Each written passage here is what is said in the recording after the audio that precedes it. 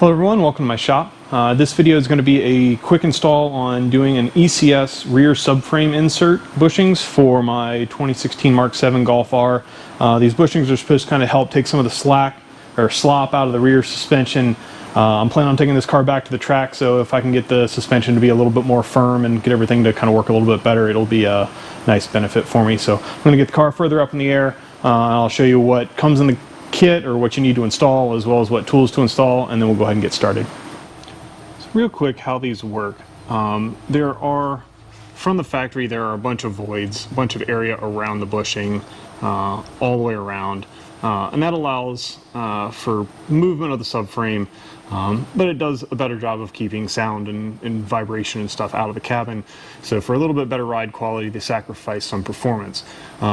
What these inserts do, the ECS ones are a urethane insert. There's plenty of other companies out there that are making metal insert ones.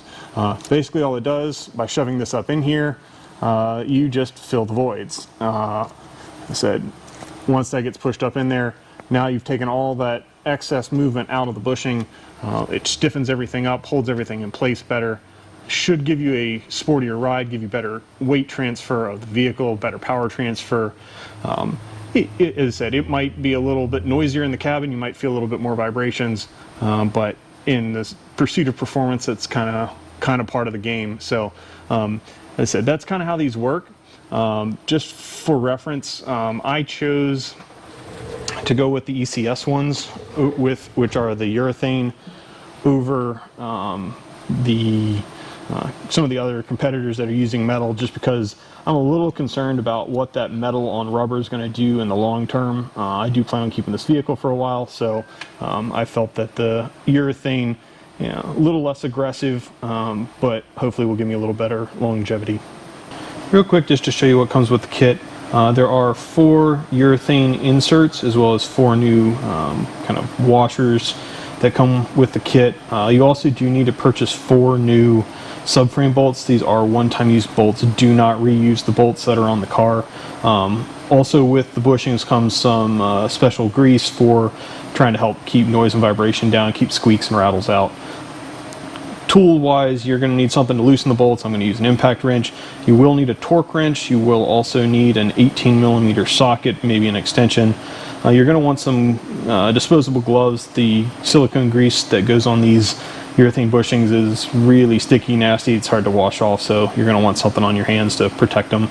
And then, as I said, you're probably going to need something to pry off the old washers that are on the subframe bushings that are currently in the car. And then you're probably going to need, because these are torque plus angle bolts, you have to actually, at least on a Mark 7, you have to torque these bolts to, I think 56 foot-pounds plus 180 degrees. I'll double check that and note it in the video, but that extra 180 degrees you need to do with something like a breaker bar. You do not want to do that with your torque wrench. I do also have a paint pen that'll just help in noting what 180 degrees is. It's just kind of a helpful thing, but not necessary. Now that I've got the vehicle up in the air, just real quick to show you what we're working on. So we've got, there's one of the bushings that we're going to replace. There's the other bushing, and then up forward, kind of up by your front toe arms, you've got one and the other over here. You do want to do these one at a time, otherwise you risk shifting your whole subframe. So I'm going to start at this back right corner. I'm going to go ahead and loosen the bolt, and then we'll pick it up from there. So the bolt's loose. Go ahead and remove the bolt. As I said, these are one-time use bolts. Do not reuse them. ECS says you may have to use something. Yeah, there you go. It does take a little bit of prying to get this loose. You're not going to reuse that. So one important thing to note here with the kit that did come, at least with my Mark 7, there are 2 different urethane bushings. You do need to match up which one goes on the car. So in the back here, this round shape one, so this is the rear of the car.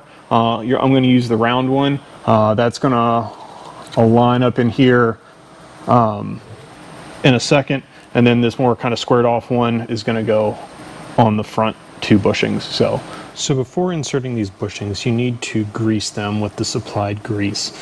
Each individual bushing came with its own packet, so you will want to use a fair amount of the grease. You do want to get grease all around this outer surface and all around this inner surface. You want to make sure that you do not put grease on this surface, which is where the aluminum washer they provided will rest.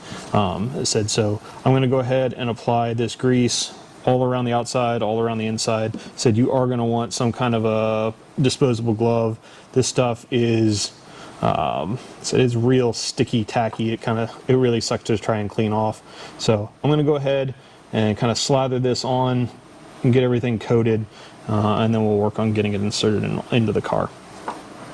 I've greased this bushing all up, as I said, making sure not to put grease on this surface.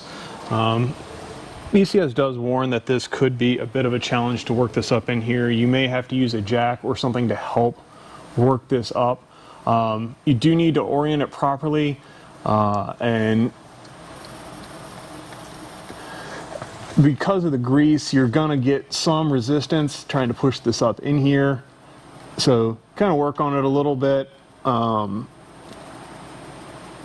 They don't mention trying to use the bolt itself to pull it up, but they said sometimes if you need to push up, let it sit for a second or for a couple minutes and then try some more, because you're basically creating an air seal as you're trying to push this up. But I'm going to keep working this up in here, and then I may actually end up using my kind of lift stand for my jack to push this up in here. If your car was lower, you could easily put your floor jack on here and gradually lift up on it and put a little bit of pressure on it. I got to be a little more careful on the lift. But I'm going to go ahead and work this up in here until I can get it fully seated, and then we'll be right back.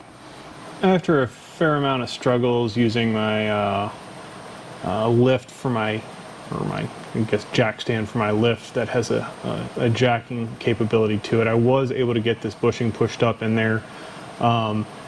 It took a lot of work. This honestly almost might be easier with a floor jack, because I had to be concerned about tipping the vehicle off the lift, because the vehicle was clearly moving as I was pushing up on this bushing.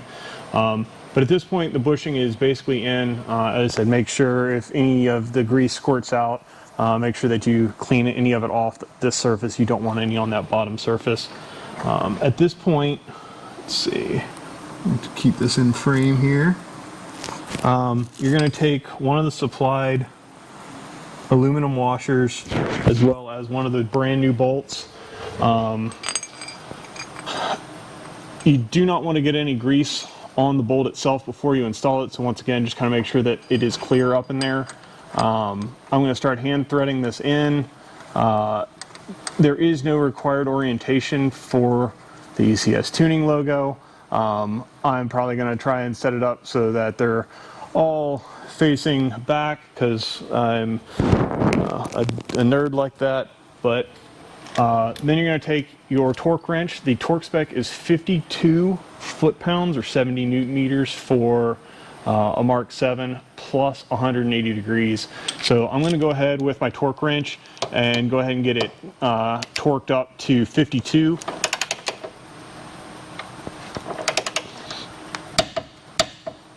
All right, so that is 52 foot-pounds, 70 newton meters. So the next step is you need to rotate this an additional 180 degrees. As I said, this is kind of one of those things where it's kind of helpful to use a paint pen or something, mark a flat so that you know where you're starting. Do not use your torque wrench to do this extra 180 degrees. This is where you need to be using something like a breaker bar and a pipe. I'm going to use a breaker bar plus pipe here. Just be careful as you're doing this. Kind of pay attention to your vehicle on the jack stands. Make sure that it is stable, because this is a fair amount of additional torque to go another 180 degrees. You don't want to pull your vehicle off the jack stands or something else in the process. So this extra 180 is a lot.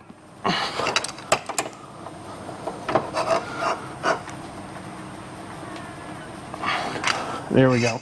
So that's the extra 180. The process for the other four, or the other three bushings, are the exact same. I'm going to go ahead, work my way around, and then we'll kind of come back to wrap things up.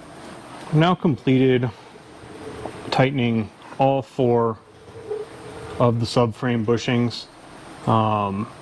The front 2 were honestly easier to install the bushings, but just a little bit harder to access just because of how far up they are and the little lower toe arm being in the way. So everything's in, everything's torqued. I've got a few other things to do before I put it down on the ground and see how it performs. That's it for the install. And so overall, this is a pretty easy job. So it might actually be a little bit safer to do on the ground than up on the aerial on a lift like this, just because it was a little challenging to push those bushings up in there. Otherwise, as I said, pretty easy install. Hoping it doesn't add too much more noise and vibration, because this is my daily, but if you find this helpful, please like and subscribe, leave a comment below. I'm going to be doing some more videos soon. I've got new shocks and struts for this, as well as camber mounts that I'm going to be doing an alignment and heading back to the track with it. So once again, thanks for tuning in. Please check back for some new videos here in the future.